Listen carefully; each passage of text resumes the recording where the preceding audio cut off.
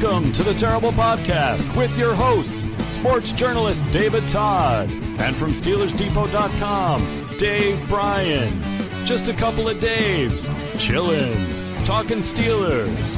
Now, here's Dave and Dave.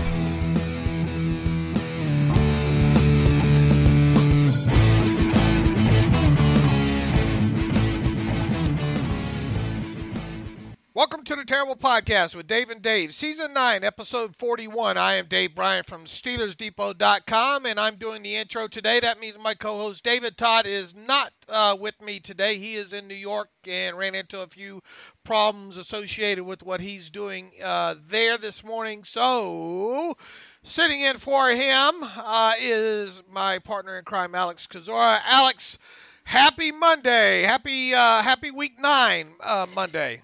You called the lefty out of the bullpen. It's a little World Series reference for you, Dave. Yeah, that's, speaking of which, congrats to Bill Belichick and the Red Sox.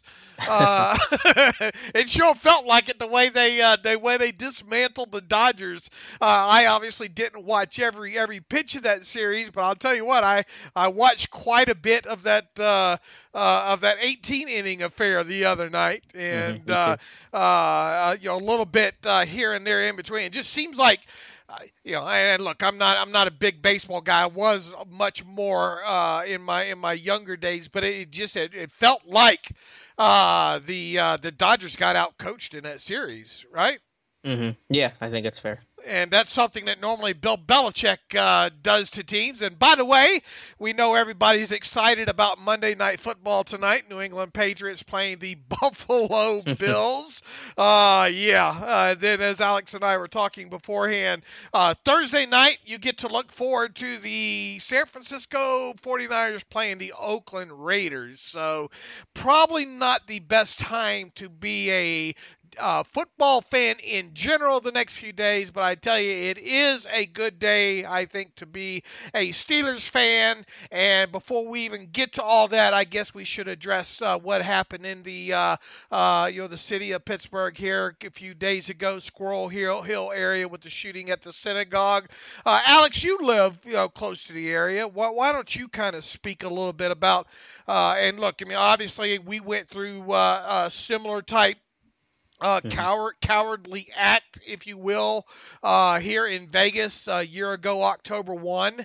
But why don't you speak a little bit about what had happened a few days ago? Yeah, it absolutely was devastating, Dave. And unfortunately, these shootings are all too common. But usually when these things happen, I turn on the national news and you watch it that way. It's a weird feeling to turn on your local news and to see people you watch on 6 o'clock news every day talking about this mass shooting. But have to give a ton of credit to the way this city has rallied and come together and supported one another during this absolutely tragic and most difficult time. Although we know that sports can't provide a full relief or anything close to the grieving families that are victims here, hopefully teams like the Penguins and the Steelers can just provide a little bit of a moment and a break from that grief, and I think that they have over this weekend.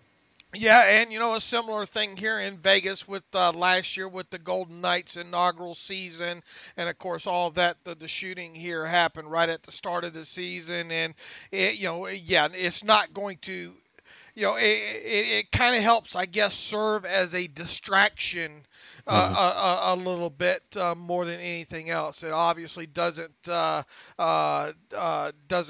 hide the pain or take away the pain and the suffering or the fear that goes along with something like that. So once again, if you, I know several who listen to this podcast, probably either reside in that area, reside in the Pittsburgh area, or know somebody in the Pittsburgh area, or possibly even know somebody who was personally affected by that. We send out our thoughts in regards to that. So all right, on to the game against the Cleveland Browns on Sunday that the Steelers obviously took handily, I guess you could say, 33-18. When you look at this thing in its totality, mm-hmm. Are you a bit surprised how this thing played out? No, I mean, the Browns are a competitive team. I thought this would be a competitive game, and for a decent chunk of it, until the Steelers really wore Cleveland down at the end, it was competitive. And so, I'm not surprised that the Steelers were able to kind of get a run game going. The Cleveland's run defense has been much worse than their pass defense. But I'm not surprised at the points it was competitive because it is AFC North football. Ramon Foster said it after the game. These aren't the same old Browns. They're a team with guys that know how to win and know the details and come from high pedigree backgrounds like Baker Mayfield, who won all the time at Oklahoma. So, we can get into specifics of it and of this and that. But overall, no, I'm not really surprised that it was competitive for a while. Then the Steelers wore Cleveland down and kind of ran away with it at the end.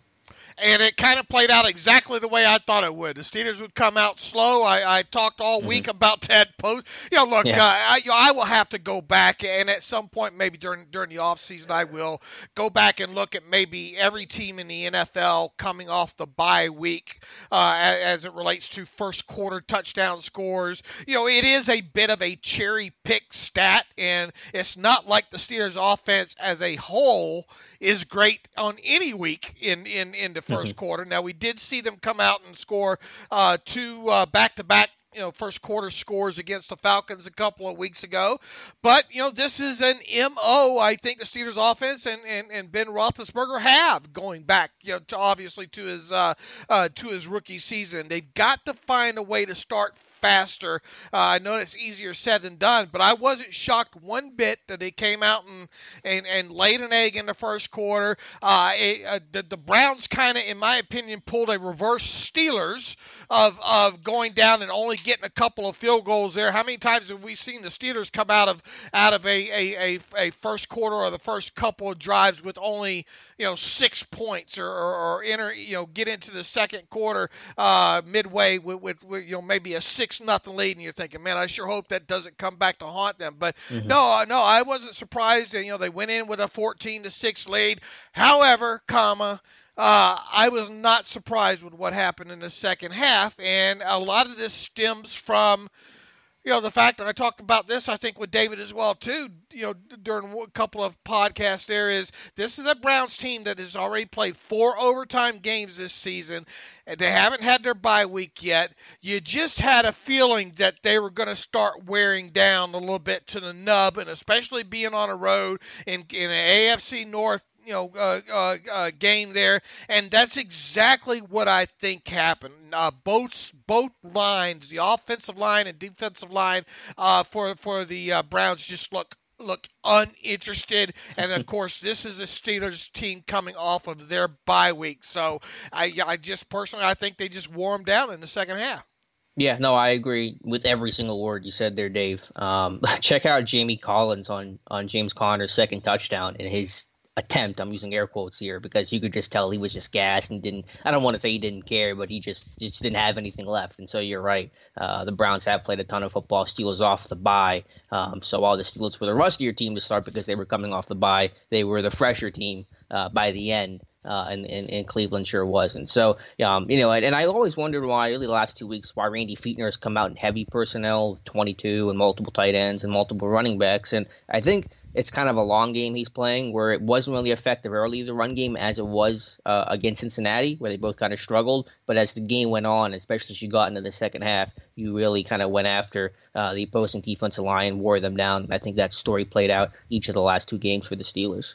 Yeah, especially right now, I guess it's hard to go with, and that's in fact when Alex and I got on in our 3-hour pre-production, burning the midnight oil, we were our meeting, our pre-production meeting, because everybody clearly knows this show is over-prepared. Every episode, I told him, I said, I'm forgetting to lead off with something here. I didn't write it down. I just remembered it, and you kind of jogged my memory there by talking about them opening up with heavy personnel again. They really don't have an 11 personnel to open up with because they're having problems finding a number 3 wide receiver right now, and it was a bit surprising, but my mouth didn't totally drop when the inactives were listed, and James Washington was one of the team's 7 inactives. I was a bit surprised because I remember thinking, because I usually write up my predictions for the inactives Saturday morning, I got to wondering. I knew because of the way Ben Roethlisberger talked earlier in the week about Justin Hunter. I knew Justin Hunter was going to be dressing this week, and then obviously with Darius Hayward-Bay coming back from that ankle injury, you started to get into the numbers game. There is whoa, how many are they going to dress here? And then I got to James Washington's name, thinking, is there any chance that they sit him out? And I said, nah, they'll dress him. They'll probably sit down Matthew Thomas. And I made that decision based on, really one of your observations about how he kind of had a lesser role, I think, in some special teams in that pre-bye week game there. But there we were. Justin Hunter and Darius Hayward-Bay both dressed, and James Washington didn't. So let's start there. What does that mean, and how much longer is that going to last?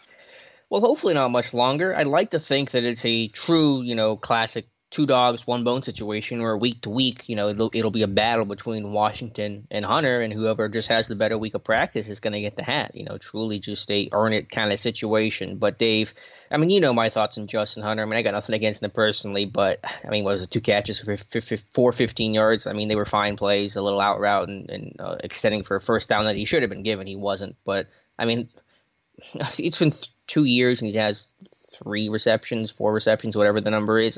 What is he giving you that James Washington can't possibly give you? Well, he can evidently set a pick. He can block. He's a willing blocker. I'll give him a lot of credit for that. But James Washington's a willing blocker too. Exactly. I think Ben probably had a lot to say this week. Now, obviously, they're probably not the final say there. We heard the coaches this past, prior to the bye week, sing the praises of James Washington and Daryl Drake specifically, talking about he's getting it. They're gonna stick with him. But Ben's comments about the cream rising to the top, with Hunter, and hopefully we can wanting to sprinkle Hunter in along with Washington and let the cream rise to the top. I guess James Washington's cream was a bit curdled this week, if you will. I'm with you. Look, if we had any, if there was something there that showed us that Justin Hunter was hauling down 1 or 2 of these long Roethlisberger passes, every time he's in there, that would be one thing, because that's something that James Washington has not given you to this point that you thought maybe you were getting with him, but Hunter's not providing that for you. So, and look, even as early as last year, Hunter making mistakes, in the offense.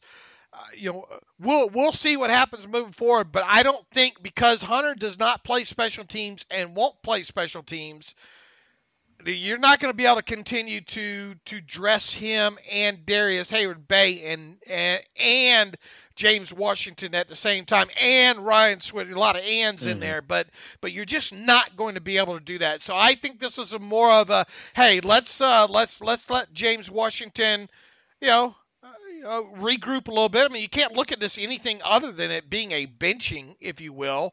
But let's see how he responds to it. And I fully expect him to dress this next week against Baltimore, but we'll see. Yeah, that's where I'm leading to. I think even the CBS broadcast said that Ben told Hunter during the week, this is your last chance to show the coaches what you got. And you finish it with a 2-catch, 15-yard day, and that one play over the middle on the deep ball on the post. I know that it looked like Ben overthrew him, and maybe he did a little bit, but Hunter was so slow off the line and then looked straight back and slowed up. And I think if he runs that full speed and flashes his head late to find the football, he probably gets there in time, and that's probably 6. So just a frustrating guy. He feels like just a worse version of Martavis Bryant, where he has the physical tools, but technically he's just kind of a wreck. And the thing is, he doesn't give you anything other than that. He's deep guy. Yeah. You got to give Washington the reps. You got to let him work through this. I agree. And look, I know Darius Hayward-Bay, but look, Darius Hayward-Bay is Arnaz Battle. with speed. You don't look at Darius Hayward-Bay. The way you look at Darius Hayward-Bay dressing every week is special teams guy first, wide receiver second.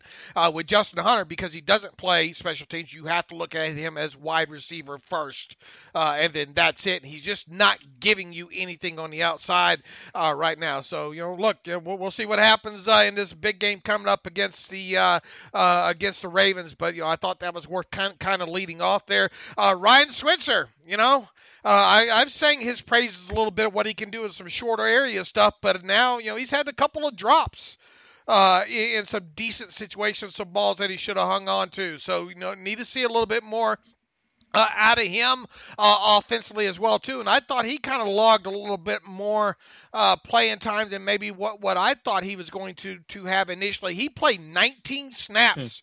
So where who were those snaps? Where did those snaps come from?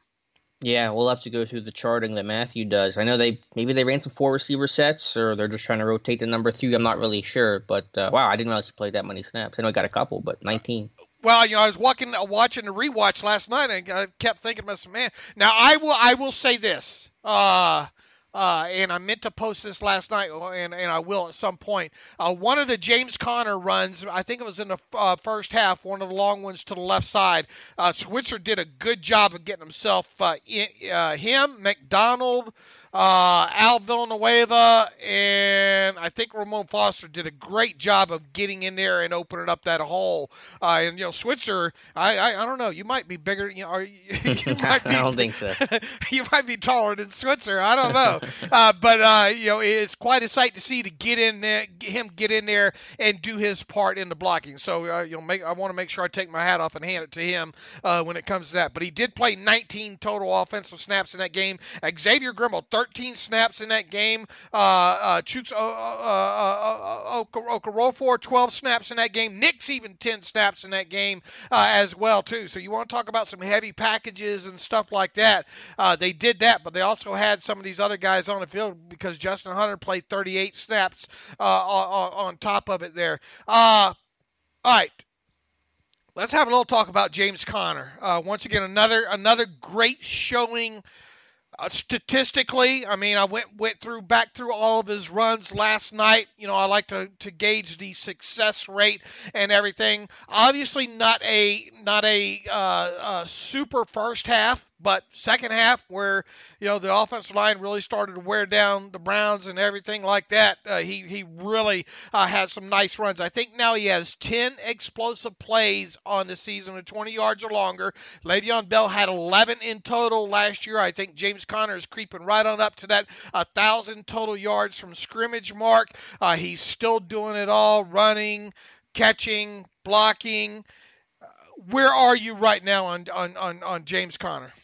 I mean, where everyone else is, I would assume that he's been fantastic. He's improved so much, even from the beginning of the year to now. I think his pass protection has gotten a lot better in his recognition. I think Ben has shown complete trust in him, even on plays where he's not supposed to be releasing. Times where the pocket breaks down, we've seen Conner kind of get out and as a check down option at the last second. So I think that trust now exists between Ben and Conner. We've seen obviously Ben vocally say that Conner should have a role when Le'Veon Bell returns, but yeah, I mean, he's just that bruising back that, like the Steelers' offensive line wore the Browns down, and guys trying to tackle James Conner 20 times, and by the time you hit the fourth quarter and you're gassed, you just don't want to do it anymore. So hats off to him. 3 straight games of 100+ yards and 2 rushing touchdowns. That's the first time that's ever happened in Steelers history, and he's the first back to do it in the NFL since Chris Johnson in 2009. So some special company for James Conner.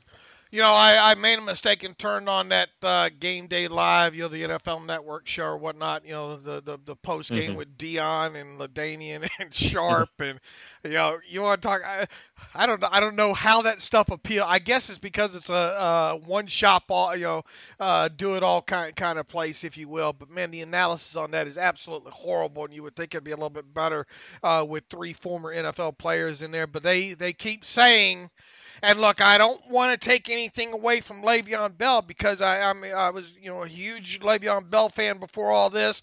I really think, and I've said it several times, if he would have kept his nose clean and just stayed in Pittsburgh for 10 years, he could be Eddie George, put up those kind of type numbers there. But now we're on the cusp of that. Probably never seeing him.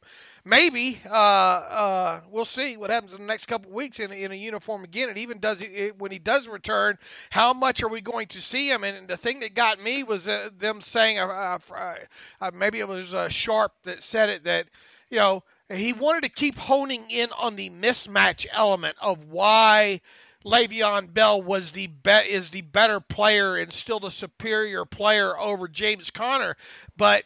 It was LaDainian Tomlinson that said that, and he totally discounted the fact that Connor, what he's providing out of the backfield as a pass catcher. And look, I still think Le'Veon probably is maybe a better matchup player for you, but Connor's not doing anything to make the gap be wide.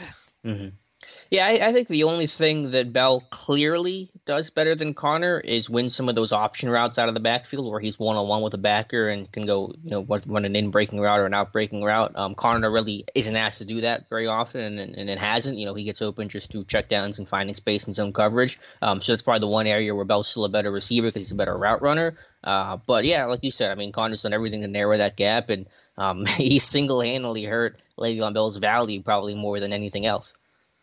Are you signing James Conner after that? David and I have had this talk a few times. Yes, he doesn't think James Conner is an $8 million running back at this point.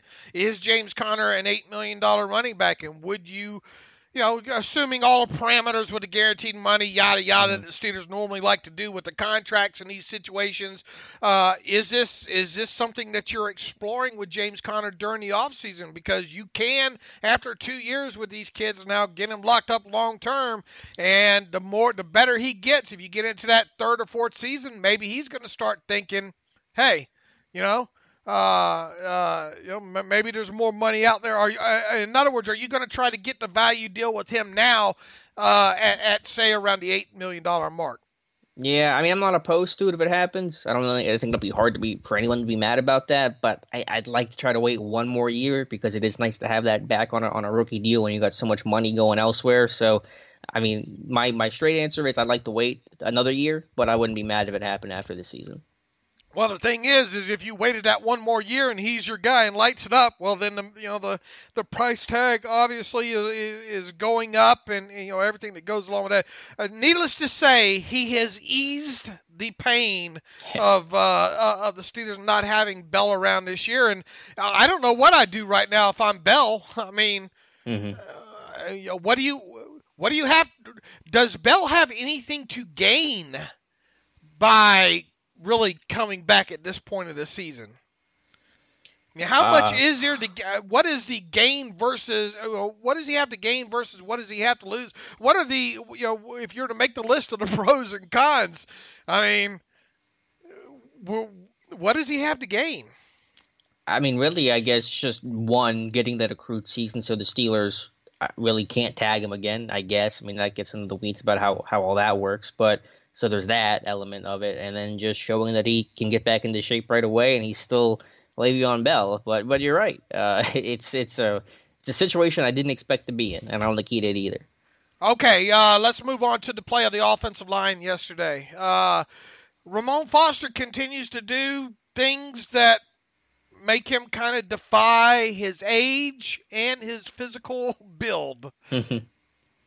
Yeah, this whole line, just as a whole, has been nothing short of fantastic. I think it has to be the best in the league the last month. But, for as much as people want to push Foster out the door, and people have suggesting before the year, is this his last year and all that, no, he's been fantastic. It looks like he can play for several more years at a high level. The first 2 weeks were rocky because he was coming off the bone bruise suffered in camp, and I think there was a lot of rust and getting it back into shape that had to be done with that. But, Ben's been sacked twice over the last 4 games, and they've averaged, I think, over 5 yards a carry in 3 of the last 4. Connor averaged 6.1 against Cleveland. It doesn't get much better than that.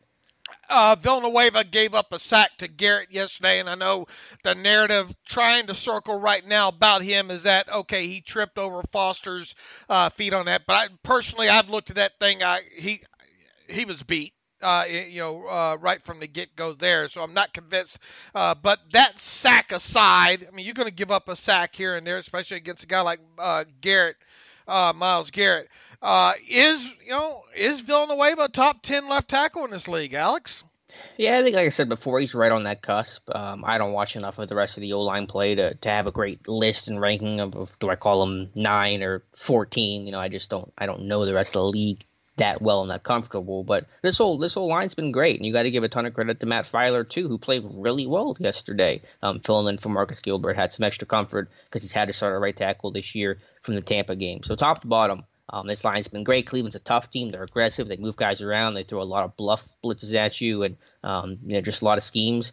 And you get in 3rd and long, and that's a tough place to be. But that line settled in and gave Ben a ton of time, and like I said, just kicked Cleveland's butt by the 4th quarter, and those running lanes were even Jalen Samuels just running through big holes, and so that was just a lot of fun to watch. The thing, Filer, the TV tape, you watch it live, and you have kind of what you think is one opinion about an offensive lineman in that, and then you go through the rewatch of the TV and you start saying, okay, I see this, I see that, and then you get to the all 22, and then that's where you really start seeing the warts there. I thought Filer was better, obviously, the first time through. I went through the rewatch last night, picked out a couple of things on him there, so I'm not convinced that he's going to grade out the best of the 5 in that game. Personally, I think it's probably going to be Foster that even with the penalty in there, I think probably going to grade out the best when it comes to that group there. Anything else stick out to you offensively before we get into kind of the minutia of some of the play calls? I just thought they ran power. They ran power, which they've always done, but this year has been their bread and butter of pulling the backside guard. They even ran dart with pulling Filer the backside tackle, and it's been effective, whether that's near goal line work, where they've done some short pulls with DeCastro, or whether that's just 1st and 10. So, they've run that power to so much success. The front side's getting a great push with their down blocks. Vance McDonald had another nice one that helps spring Connor, and the pullers are doing a great job of adjusting to when defensive linemen try to wrong arm it and come inside or stay outside and kick them out. So just a credit to everybody in general, because that power scheme's been super effective, and no team's really shown an ability to stop it over the last 3-4 weeks. All right, let's get into before we talk specifically about the defense here. Some of the plays that happened in this game, and I think you kind of start with the touchdown pass to Antonio Brown, which really looks like that. No, let's start with the interception by Ben. That was the play where Matt Filer got his legs crossed up a little bit, bad footwork coming off of the line, some pressure to Ben. That whole play looks like it's originally scheduled to be a wide receiver screen, and Alejandro Villanueva tries to cut, I think, was it Garrett on that play, and probably didn't get a good enough cut on him. He bounced up, maybe got a little bit, it flashed into Ben's eyesight. He didn't want to throw that, and then Ben kind of inexplicably tries to throw it to Juju, who I think was trying to block on the play, and then that ball gets bounced up in the air and obviously intercepted there. Have you had a chance to go back and look at that? And is that a situation where Ben's just got to just throw that thing away? And was that a third down? Do you remember? Yeah, I think it was 3rd and 7. So it was weird. I think it was a screen for Vance, I want to say, in the left flat that the Browns were able to sniff out. And they kind of, because those screens don't work when you have your tackle cutting like that. It's only going to hold up for so long. So it became a broken play almost immediately. But yeah, I really wanted the Ben just kind of has to chuck and throw away, because you just can't, that wasn't even like Juju was semi-open. It was just, blanket coverage there. So, they tried to get the screen game established early, which I was okay with. I wanted them to do that, but I thought Fietner took it a little too far, where he's running bubble screens on 3rd and 11 and running tight end screens on 3rd and 7. You want to slow down the pass rush in Myles Garrett, but I think that was part of the slow start, was the quick game not working, the penalties and stuff like that was holding this team back. Well, it really became a white flag situation there on those first couple of drives, and I think, I'm guessing, 3rd and 11, 3rd and 17, 3rd and 6. It takes a little bit of time for that kind of stuff to develop. My view is that they just didn't want to put Ben in one of those unideal situations with that early in the game, against that aggressive and for the most part a talented defensive front there. So it did feel like kind of give up plays there, especially on the first 3 or 4 drives there. Yeah, and then I get that the Browns are aggressive and they have a really good third down defense, which is weird because their first down defense is pretty bad. But they're having 6th in the NFL on third down defense, and they're aggressive and they have a lot of talented players. But you have some talented players in yourself. I want Fiedner to show confidence in his guys too, so it's okay to drive the football down the field. And obviously, starting with the AB touchdown, that's when driving the football began, and things finally clicked from there. And yeah, let's talk about that AB touchdown. That looked like another play that extended play, and AB kind of went out to the flat and then turned it up, and I think it was too high. I think the cornerback was expecting some help from the safety on that side, or he bit up underneath the safety did, and there was no help over the top there, and AB just running free. Yeah, I think it was like a hang concept to start, so it was supposed to be something quick, and then that didn't develop, so again, another broken play, and Ben finally showed the pump fake, which we haven't seen as much from Ben in the past, but I think he pumped, and maybe that got someone to step up, and AB just kind of ended up running, not intentionally so, but a wheel route where he kind of went flat and broke it vertical, because in scramble drills, longs come back to the football, short routes work vertical, and I don't know how you lose Antonio Brown, well, they did, and you lose AB, and you're going to pay for it. Yeah, and I don't think that was an intentional. I thought I didn't look at that as an intentional pump fake. I looked at it as Ben changing his mind last second. Yeah, that's like half of his pump fakes. It's just him changing his mind. Yeah, that's true. But needless to say, it was good to see them connect long like that at that point of the game. They really needed that. Now let's kind of fast forward to when they started to move the ball in the, I guess it would have been the next drive. I had to make sure I had, when I was going through the charting and setting up. A lot of people don't know, when I set up the initial chartings for these guys, I go through and I have to parse all the play-by-play, and then I put it in order as far as I have to go through and number the possession numbers first, and then I number the possession plays, the number of plays in each possession on top of it. So it gets a little bit, you have to really pay attention to kind of what you're doing there. And I got into this drive and I'm thinking, good Lord, was this drive that long? And it was. It ended up being 16 plays for a Steeler drive. That's a long drive there. I think you had a few penalties in there and whatnot as well there. But this is a drive that included a horrible spot on the James Conner run for what was it, 3rd and 2? Yep.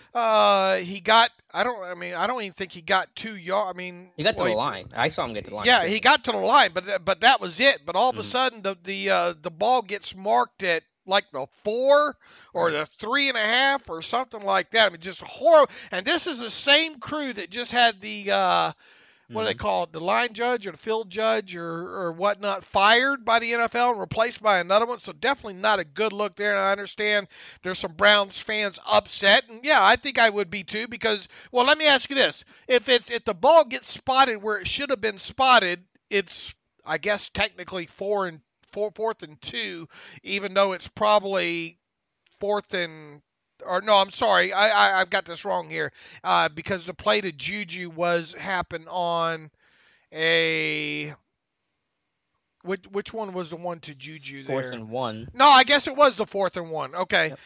But I mean, realistically, that, if you're looking at it, it's 4th and 3, or should or should have been. Do you go for it in that situation?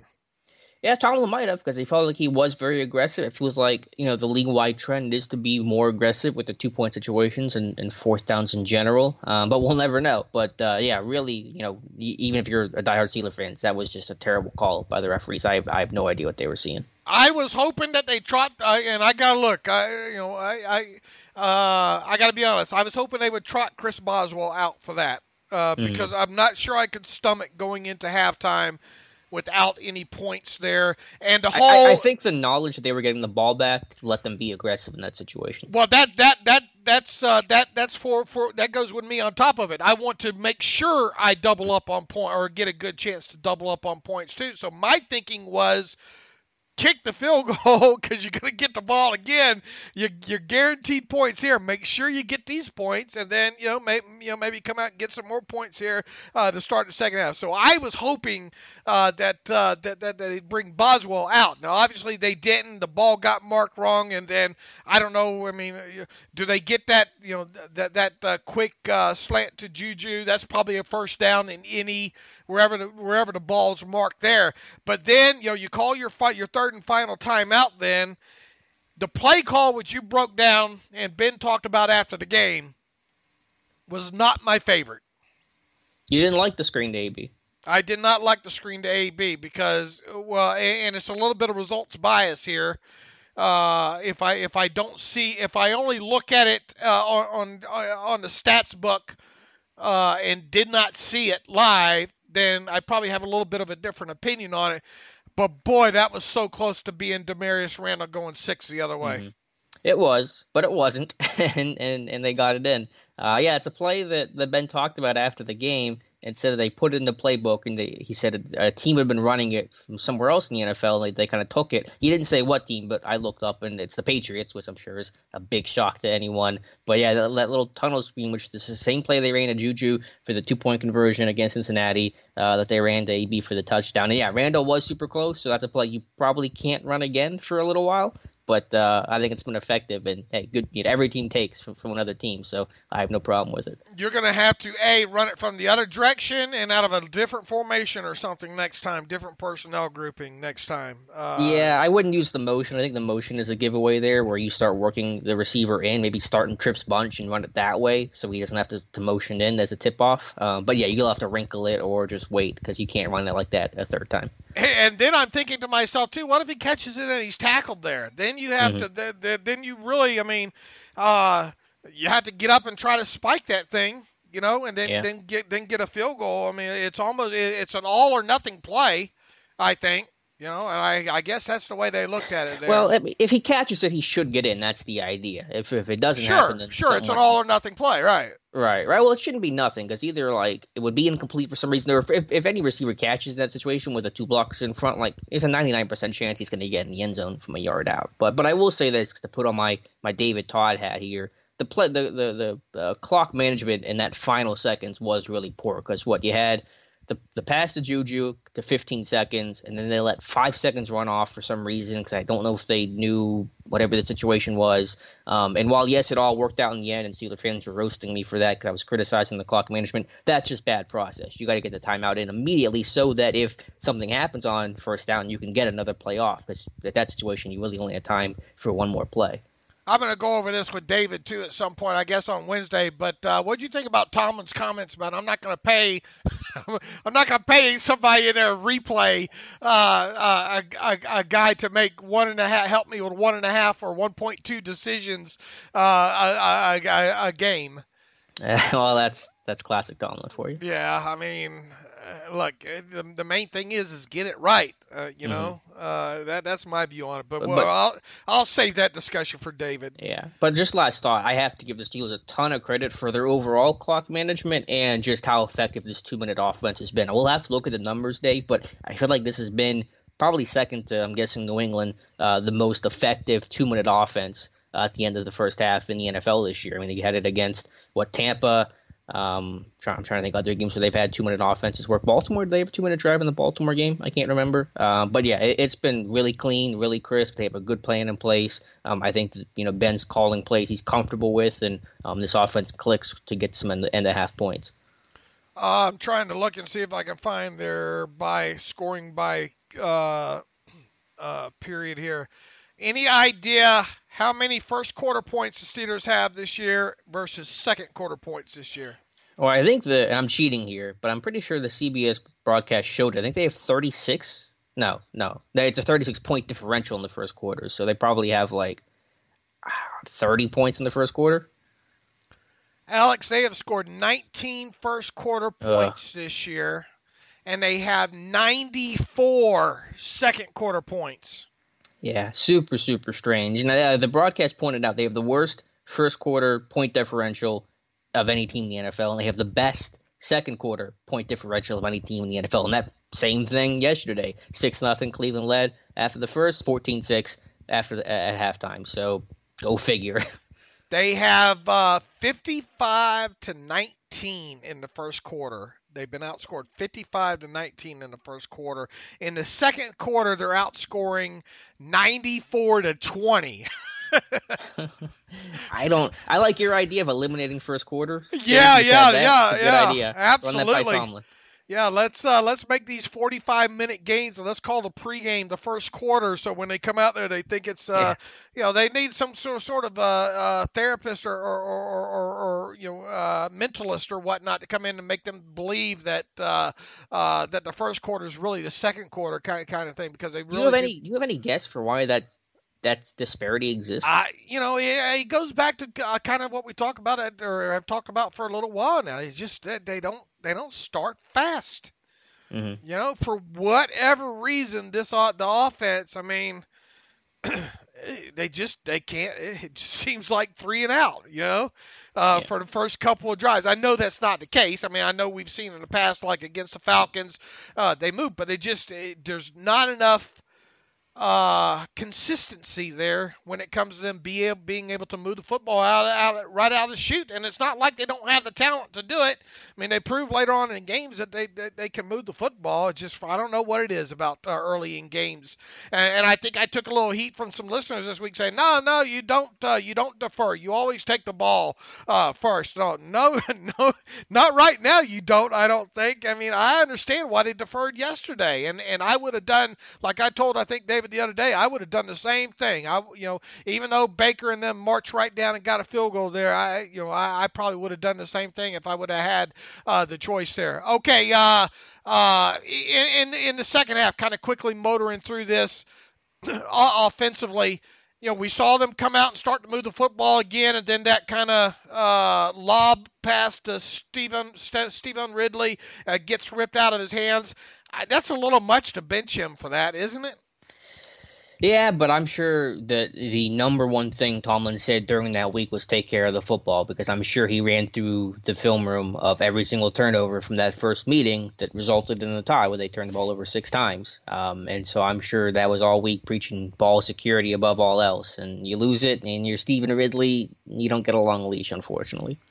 The rest of the game kind of moved along, obviously in the Steelers' favor. Once they obviously got up a little bit bigger on them and were able to start taking over the line of scrimmage there. I mean, it was all James Conner a lot in that second half. And we've talked about that already, how they really got the power game running. And I mean, this thing got away from the Browns in really quickly in the second half, and I had a feeling it would.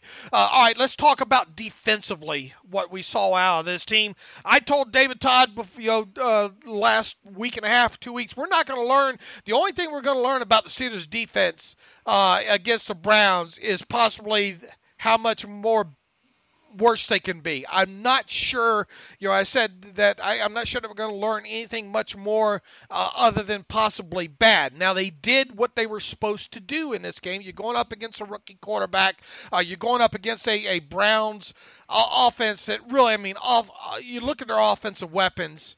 I mean, outside of Jarvis Landry and David Njoku, who, by the way, no catches for David Njoku for that game. I was worried about Duke Johnson in this game for good reason. They came right out of the chute trying to use him. Now, I don't know how much him being banged up early on in that game ended up affecting how they were going to use him in that game. But, I mean, this was a Browns offense that, let's face it, at this point right now, doesn't have a lot of talent on it right now. So, yeah, you should kick the crap out of them.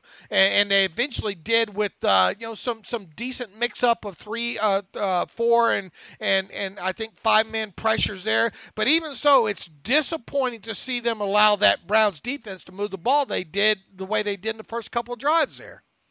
Yeah, and I think the biggest issue for that, and multiple players and Mike Tomlin spoke to it, was they were having trouble keeping Mayfield in the pocket early. And that's been an issue sporadic throughout the year of being able to contain him. And they were getting pressure. They were getting some chances, and they just couldn't finish plays. And part of that was individual problems. Part of that was kind of in the whole scheme. Like, perfect example, I think on the first drive or the second drive, a 3rd and 6, where Mayfield hit Damian Ratley for 21 yards on the right sideline. There was pressure. Dupree comes in free on a delayed blitz. Mayfield's flushed out of the pocket, but Hayward can't stunt over the top in time and to contain Mayfield and keep him in the pocket. So it lets Mayfield escape, extend the play, and then it's tough to plaster coverage, and you get a big play off of it. So I thought they kind of settled down really from mid-second quarter on, kept Mayfield in the pocket, forced them to play from there. Then their offense went into a tank. You take away Jarvis Landry, the running game becomes less effective because of the game score. So that was the big thing, just keeping Mayfield within the pocket, not letting him be able to extend the play. And then from that point, like you said, there just aren't enough weapons on that Cleveland offense with how injured they are. Keith Butler, to his credit, has done a great job of identifying and taking away your best player, whether that's Julio, A.J. Green, Tyler Boyd on some situations, and then Landry this week. So force those other guys to beat you, and they couldn't. How much did Hayden travel? I saw him go to the other side at least a handful of times. I was more focused on trying to get through just a rewatch and not take real hard notes for lack of time. But I did notice Hayden move over to the other side a few times with Jarvis. Did you notice anything? I didn't. I'll have to go through. I haven't gone through my defensive charting yet, so I'll let you know. All right. What did you think about the Joe Hayden interception? That's probably one of his better interceptions of his career, maybe. Yeah, I mean, I haven't seen all his interceptions, so I don't know. But that was just, him and Hilton, the only two corners with ball skills. I've said it a million times. But pin the receiver to the sideline, stay in phase, while looking back for the football, high point it, and finish the play. I mean, that's clinic tape right there. And people said, he shouldn't have picked it because a punt's better. No, get the interception. I want the guarantee of the football. And that was just a great play by Joe Hayden. Right, and another great game for Mike Hilton, right? I mean, that guy, he's probably your most consistent player on the defensive side of the ball right now, or has been this year. Yeah, I think him. I still Hayward. I still think he plays well even in games where the numbers aren't quite there. But Hilton's a guy that can do it all. He can blitz. He can that 3rd and 1 run stop he had. Again, making plays in the football. A good tackler, a high energy player. That wasn't a 3rd and 1, was it? Was it a 3rd and 1? I thought that was like a third and 3 and 4, and I'm thinking to myself, why the hell is Todd Haley running into that? Well, whatever it was a 3rd down play, and you're getting a big run stop from nickel corner. I don't know if there's a better run stopping nickel corner in the NFL than Mike Hilton. Duke Johnson, let's see, 3rd and 3. That was in the first quarter, right? Duke Johnson up the middle for -3 on a 3rd and 3. And then he had, I think, a pass, or he had a tackle on Jarvis Landry on a 3rd and 12 play. And he had I think a pass defense on Ratley on a 2nd and 8 play in the second quarter. Another couple of good plays, I think, back to back or at least one of them in third quarter as well too. So yeah, definitely a good game from Mike Hilton. What did you see schematically that you liked out of this defense, kind of from the second quarter on? Well, like I said, it was really just playing technically sound and keeping Mayfield within the pocket, so you have some good containment where you're not letting him get free to the outside. You're able to get some more pressure. Guys were just winning their matchups, like you said, similar to the way the offensive line really beat up the Browns in the second half. The Steelers' defensive line did the same. You were getting good 4-man pressure, so you were dropping 7. You were forcing Mayfield to go through his second and third reads while getting pressure immediately. And then again, credit to Butler for some of the schemes. And I think even though I've been probably one of the harshest critics of Keith Butler, one thing he's always done well is scheme up some of these blitz packages and 4-man pressure looks where you're rushing only 4, but you're bringing in an inside linebacker, Bostic or Vince Williams, and you're dropping an edge guy. And if that can screw with the opponent's slide protection and kind of their blocking scheme, you're getting free pressure. And you look at TJ Watt's sack as a perfect example. That was a 4-man pressure with, I think, Bostic blitzing. The line slides the wrong way, and Watt's coming in scot-free for the sack. That happened multiple times. When you want to finish those plays a little bit better, the containment issues popped up. But when it worked, when you're able to keep Mayfield within the pocket, you're getting pressure and sacks and all that fun stuff. So just a good way of getting safe pressure against a very overmatched Browns offensive line with a left tackle that looks unplayable, and it has to, I think, be benched. Yeah, absolutely. And I was thinking to myself last night, boy, the Browns are going to have to spend, they're going to have to spend a draft pick on a left tackle.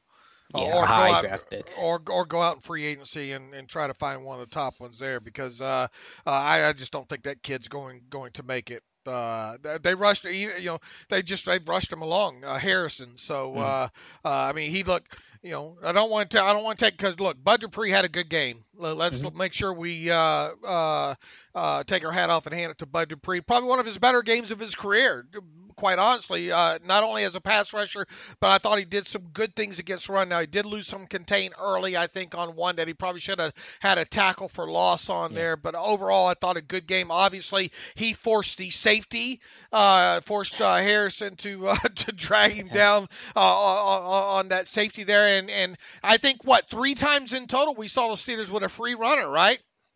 Yeah, at least. Like I said, they were getting pressure. They just weren't able to finish some of those plays. And part of that was individual breakdowns, but part of it was, like I said, not keeping Mayfield within the pocket. I have the article today on Steelers Depot where I talk about that, and I show one example of that Ratley play where Dupree is up the middle, should be a sack, but Hayward can't get over the top in time, and Mayfield's able to keep the play alive. I think we saw Vince Williams get a pressure on doing what he does best, and that's running over running backs up the middle on one of those pressures. And look, I mean, T.J. Watt and Anthony Chicklow, I think each almost had a first half interception, right? Yeah, there was a seam ball that went over Watt's head. That would have been a tough play. Chicklow definitely should have had a pick, or if he let it go, I think Hilton comes away with it. So, guys are still dropping. You guys dropping about a quarter of the time and making some plays there, too. You'd still like to see some more splash, though, wouldn't you? Yeah, you want to finish. They've left a lot of interceptions on the table this year, and that near pick by Chick, because that led to points. It led to a field goal for Cleveland. So, you can take away points there, and you couldn't. So I was really happy about the Hayden interception because, like I said, still with this defense, they're going to give up yards. They're going to give up some chunk plays. They're going to frustrate you. But if they can get a little bit of splash, then that's how they win. 2-sack day could have very easily been a 5-sack game, probably, right? Oh, yeah. Should have been 5-sack game. When it comes to that. How did you like the way Burnett and Fort were used? I think both of them were on the field at least 20 or 21 times together. I think it was just dime only they were used for because Edmonds started the game. I went back to double check that. So Burnett was using dime. Fort, I believe, was using dime. That's perfect. That is, love it. That's the way it should be with Fort being the dime backer, Burnett being used in dime. Let Edmonds. We'll see what Burnett does, and maybe with more time. That happened in week 1 where Edmonds started week 2. Burnett had more snaps, and he ended up starting. So I don't know for sure who the starting strong safety is going to be, but I think that they played it really well. You get your athletes on the field. Fort did well as a blitzer. You'd rather have Burnett in that dime role than say a Cam Sutton, better against tight ends and running out breaking routes. But played that really well. Do you think in the game situations cause those snaps to go up a little bit in there? In other words, 20 times a game, that's quite a bit. I mean, I know they used it early on a lot of ultra long down and distant times, and that's obvious. That's when you're going to use that more than likely. But do you think in the game situations and them being behind kind of predicate a little bit more usage of it? Yeah, it always does. And I think they were in dime exclusively on the Browns' final drive. And the Browns ran 8 plays on that drive. So I'm guessing 8 of those 20 snaps came off the Browns' final drive. What did you think about the late touchdown? I mean, you don't want to give it up. I mean, you want to – Keith Butler's magic number is, 17? So you finish with 18, which is a twinge disappointing. But it's fine. I mean, it's end of the game. The game was over.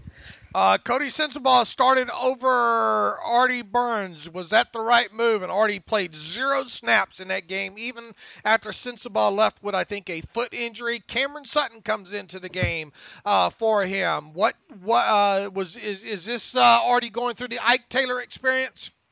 It might be worse than the Ike Taylor experience. No, it was the right move, though. I think we all understood that that Sensabaugh, I think, was the guy that you trust more. And then you bring Sutton in, and I want to see Sutton get some work on the outside. I actually think he's probably a better outside corner than he is a slot corner because he is not quite as physical as I would like him to be for the slot position, and he doesn't have that feel for a blitzer, but I think he does a nice job vertically. I think he's technically sound. So, maybe you bring Burns in the fold at some point, but if this defense continues to play relatively well, you're not making a change unless you feel compelled to. So Burns, work on special teams, and just kind of try to rebuild him from the ground up. All right. Before we get to the I don't know if we call it an elephant in the bubblegum chewing elephant in the room or what. Why don't we talk, Alex? I don't know if I know you're a lot smarter with your money when it comes to betting on games maybe than I am. But I don't know if you've been paying attention lately. But I have been on fire. I've heard once or twice. I have been on fire, and thanks to mybookie.ag for helping facilitate my fire as well too. Sure, watching football is fun, but it's more entertaining when you have some action on the games. I like to drive myself even more crazier than I am by doing so. Guys and girls, you've heard us talk about on this podcast for weeks, and some of you are still on the sidelines when it comes to mybookie.ag. Whether you're an expert or a rookie, you should be betting at mybookie.ag. If you're the kind of guy or gal that likes to bet a little and win a lot, like playing the numbers on roulette, you can create a big parlay. Those 2 and 3 team parlays have been good to me so far this season. You pick 3 teams to win, and if you hit all 3, you could turn, let's say, $100 into $600. There's so much to bet on. Obviously, baseball is now over, but you have basketball, hockey, and I used to get myself killed with some basketball years ago. But basketball, hockey, primetime fights, and more. My bookie is the one bet I know all of our listeners be happy with all year long. We recommend these guys because we really trust them. My bookie has been in business for years. They've got great online reviews, and their mobile site is very easy to use. Right now, my bookie is offering 100% bonus for the last time this year. That's right. Have you been thinking about placing a pick all season but haven't manned up or ladied up yet? Well, now's the time to make your move. After Sunday's kickoff, now they've told us they've extended this, so it'll probably be on into the game. I guess through Thursday night.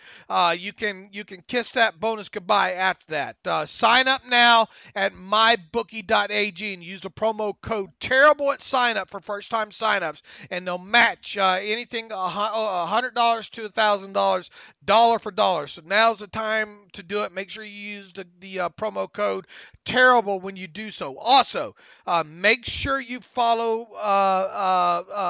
mybookie.ag on Twitter at BetMyBookie on Twitter and on Instagram. They personally respond to every mention and DM that they get, not to mention that they've given away nearly $10,000 in free money to their followers this football season. So you'll be the first to know as soon as new odds and props are posted as well, too, by following them on their social media accounts. Log on to MyBookie right now and don't miss out on your last opportunity to collect on the industry's biggest bonus. Use promo code terrible and you'll get your first deposit matched 100%.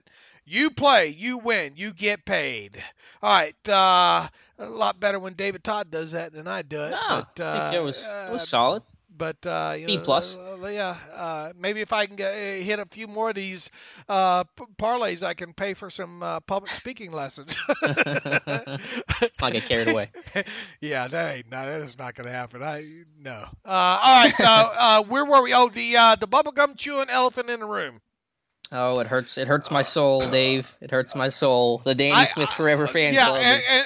And look, I get accused too. I don't know how I get lumped in with you on this too. I'm glad. I spread the rumors. Yeah. Supposedly, I don't know. Maybe they think Danny Smith is our father or something like that. To hear the comments that I get on Twitter, and you probably get them as well too. I know you get them some snide remarks in on the comment section and all like that on SteelersDepot.com. Say, it's fine.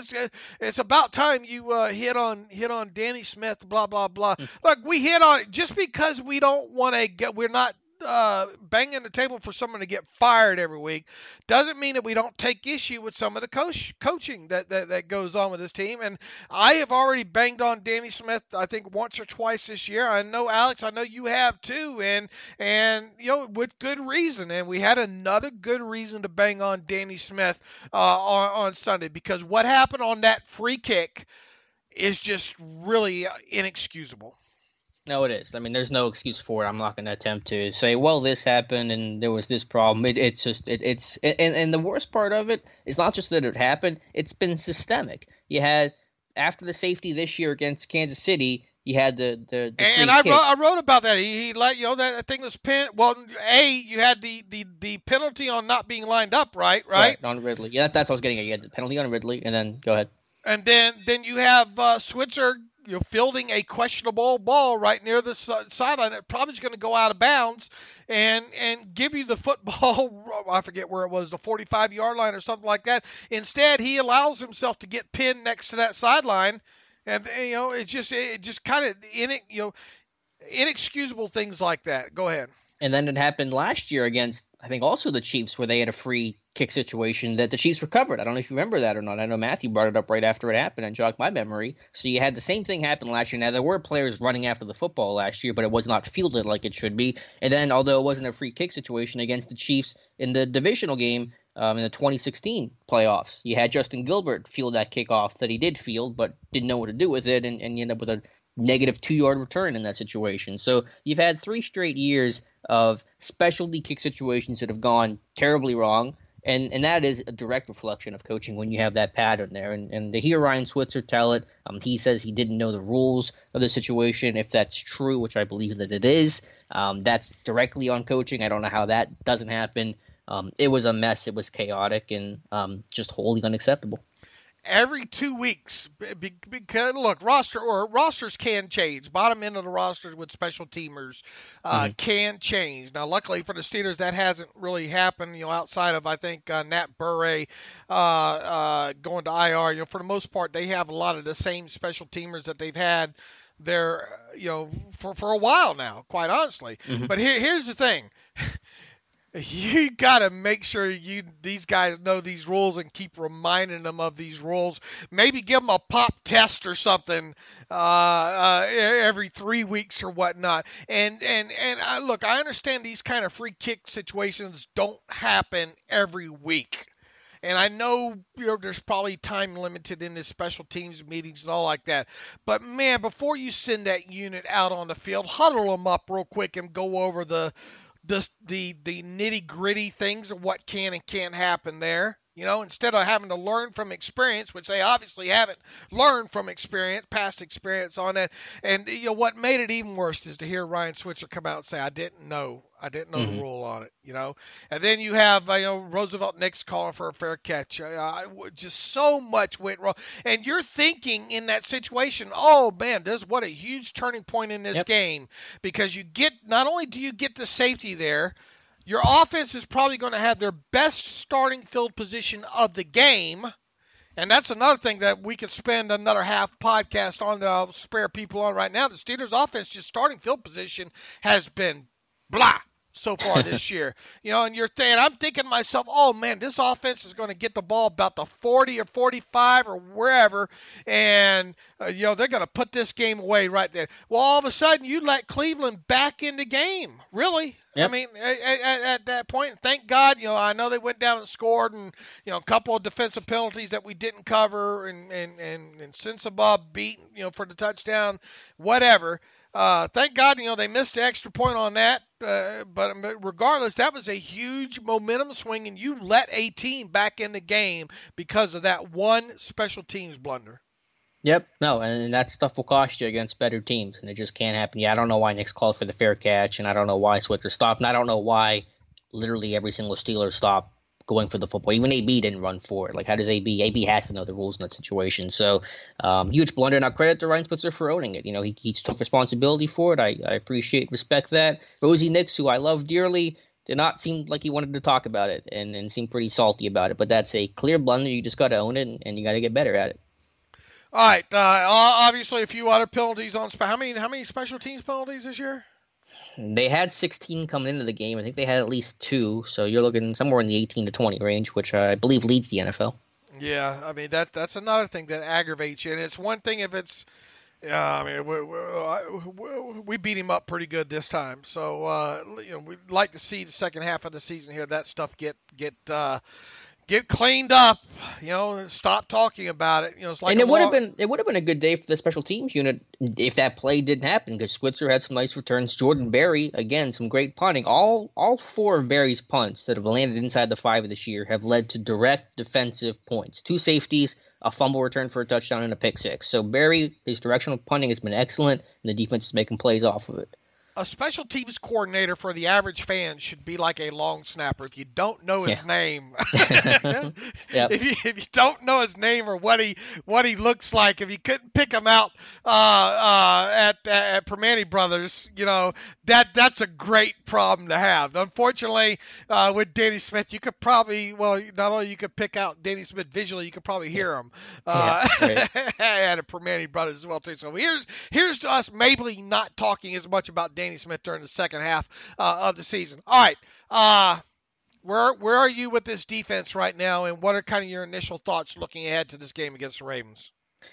Well, you have to give credit for the pressure they're getting, and I think even more importantly, and you've pointed this out, Dave, and I'm sure you're going to get to it, how well they've kept a lid on things. I think the longest play Cleveland had Sunday was 24 yards. Now, they did allow a couple plays of 20-plus yards, and some big runs to Chubb that shouldn't have happened, but no double explosive plays, no huge touchdown scoring plays in that regard. So, again, credit to guys like Sean Davis. Sean Davis did some really good tackling in the open field Sunday, and Terrell Edmonds as well for keeping a lid on things. But yeah, Baltimore will be tough. They're reeling. Baltimore's in a tough spot right now. They're going to come out and give their best against Pittsburgh because they know how much the scheme's going to mean to them personally and what the scheme's going to mean for the season. It's a 500 club right now, coming off a couple of losses. And they're a team that's going to get vertical on you. Miscommunication was a problem against Baltimore the first matchup. You think of the John Brown touchdown where you had Sutton and Hayden just kind of watching it. That stuff can't happen, but I feel like the communication has been cleaned up some, simplified to some degree with Keith Butler. So, this won't be the Steelers' biggest test, but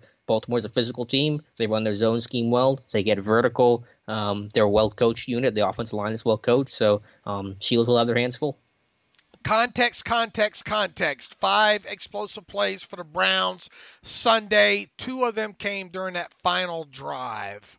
So, make sure you have a little one with 1:21 left, the Mayfield pass short right to Hilliard for 24 yards. And then, of course, the touchdown pass to DeVolve was 24 yards. Before that, they allowed 3 explosive plays, all 3 in the first quarter, as a matter of fact, there as well, too. So here's the thing that was the bugaboo for the Steelers defense during that second half of the season, and you hit on it. It was not just the explosive plays, it was the double and the triple ones last year, the ones where people are standing in the end zone afterwards. So that's something to look for, because if people remember, statistically, after about 6 or 7 games, the Steelers defense wasn't that bad statistically from adjusted net yards per passing attempt perspective last year. It was when they got into those games against Tennessee and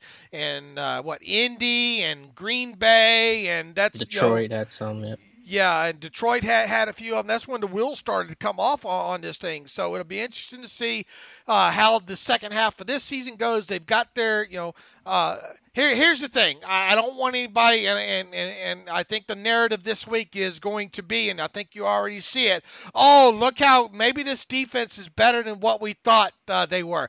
Maybe they are. But don't get the false sense of security coming out against this team against the Browns, because quite honestly, that is the performance that we saw yesterday against the Browns was one that I think that you should have expected. Look, you're going to learn a lot about this team in the next few weeks, right? Because you got Baltimore who beat you up pretty good vertically down the field in that first game, and then you got a team in Carolina that maybe I didn't give enough respect to a couple weeks ago.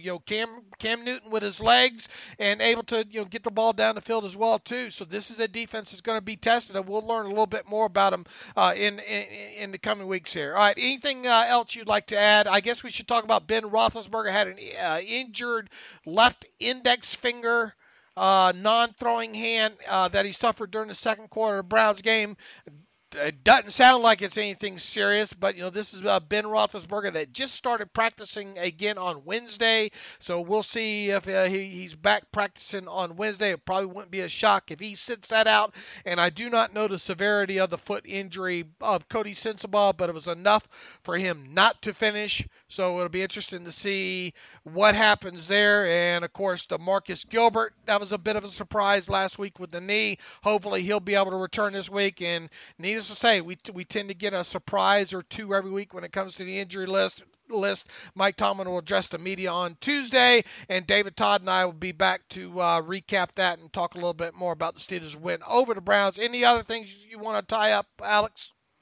I assume I know the answer to this, but with the trade deadline, tomorrow at 4, will the Steelers make a trade? Yes or no, Dave? No, I don't see it. I don't believe half the garbage that Kozora puts out there. I got to be quite honest with you. I will be shocked if they don't. Kevin Colbert doesn't do it. It would have to be somebody really giving it to him. It would have to be a giveaway. And if it gets that bad, then A, do you really want the Levi Brown type of guy, or B, somebody else probably going to make a better offer there. So, I see the name of Garon Conley thrown out there and Janoris Jenkins and all. I just don't see it. I really don't. What about you? Yeah, I mean, obviously the odds are going to be low, so the easy answer is no. I expect it to be an active trade day. I mean, that's what kind of the reports are lending itself to. I'm going to throw this crazy thought out just to end the show. I still have confidence in James Washington, but I know the team still maybe feels a little bit different of where he's at right now. So I wouldn't hate the idea of trying to find an expiring contract wide receiver to bring in if you can get him for like a 6th-round pick. I don't know what name that would be. The names that have been floated out there really don't fit the bill, Pierre Garçon and guys like that. But this team feels like they don't have a number 3 receiver right now, a consistent guy that they can turn to, and that's kind of the one missing piece of this offense. I know Vance is kind of substituted as that guy, but I wouldn't hate the idea of finding a guy for the short term of being a number 3 receiver. How about we end with some breaking news here for you? Adam Schefter is reporting that the Browns have fired Hugh Jackson. Did they? Well, that's funny to Steelers fans, right? I mean, it's like, play the Steelers, get fired. I'm not. It makes the last 6 Browns head coaches have been fired coming off the Steelers game. Wow. Isn't that 6 something? straight. Wow. I don't know. It's gonna be interesting. Who do you name as your head coach? Who do you name? I name Todd Haley. Maybe a little biased. I do too, and it'll be interesting to see. Look, I mean, he's got half. You're not going to fire him too, but it'll be interesting to see. It'll be interesting to see how Look, Todd's been wanting another shot, right? Since losing the job with the Chiefs several years ago. So here it is. They're probably not going to bring anybody from the outside in, right? No, it'll be internal. They have some good candidates because Greg Williams and Haley have both been head coaches before, but I feel like Haley's kind of won this power struggle. Like Haslam had the decision of either Hugh or Haley. They decided to fire Hugh. Probably tells me that Haley's going to be the guy. Yeah, and I mean, it's going to be interesting to see how this thing plays out now. So a little bit of breaking news to end up with. I'm sure you're going to get right on writing that up while I get this podcast up and going here. Thanks, Alex, for sitting in for David Todd. Folks, you can follow me on Twitter at Steelers Depot. You can follow David Todd on Twitter at David M. Todd. Follow Alex Kozora at Alex_Kozora. Follow the show at Terrible Podcast. Email the show, theterriblepodcast@gmail.com. If you like what we do and you want to donate to the cause, go to SteelersDepot.com. Hit the donate button. We have a ad-free version of the site available at SteelersDepot.com. Go there, hit ad-free, and for $25 a year, you can have an ad-free version. Well, I'm much better at saying that than going over to MyBookie stuff. And by the way, make sure you pay, at least holler at MyBookie on Twitter at BetMyBookie. And as always, thanks for listening to the Terrible Podcast with Dave and Dave.